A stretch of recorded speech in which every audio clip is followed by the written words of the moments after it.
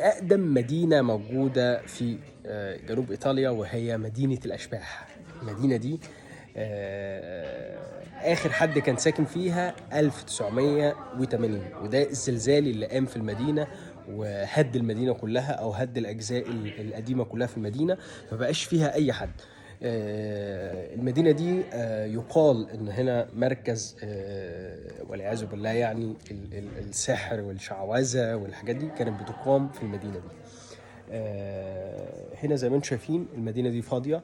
انا دلوقتي عامل فيديو ده الساعة 12 بالليل. انا جاي كنت حاضر هنا مع جماعة اصحابي، عندنا كده زي عشاء عمل كده، وجايين بنتكلم وقلنا نحضر العشاء ده في مكان قديم. ففي هنا جوه المدينة دي موجود مطعم واحد بس.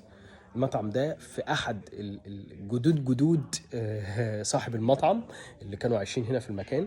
زي ما انتم شايفين اللي ورايا دي كنيسة مقفولة، وهنا كانوا بيورونا ازاي الطقوس الموجودة في المدينة.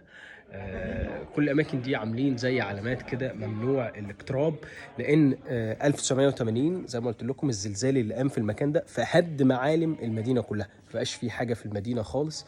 الا واذا خلينا نقول كده ان وزاره السياحه اللي موجوده هنا، او خلينا نقول كده وزارة السياحة الموجودة هنا بدأت إعادة ترميم المدينة من تاني زي ما انتم شايفين. بس المدينة طبعا فيها شوارع كتيرة جدا، يعني أنا في المكان ده بس، ولكن في شوارع كتيرة جدا وكلها مغلقة زي ما انتم شايفين. صور المدينة القديمة، صور الناس اللي كانت عايشين، الأحياء نفسها. هنا بيقول لك إن المكان ده كان هنا كده بالظبط، ما زالت البلكونات زي ما هي، التفاصيل كلها دول بعض السكان المحليين، تفاصيل البلكونات، كل حاجة زي ما كانت، ولكن هم بيحاولوا يعيدوا احيائها من تاني. شايفين الشوارع كلها اللي هي زي ايه، مزارات كده او اماكن صغيره.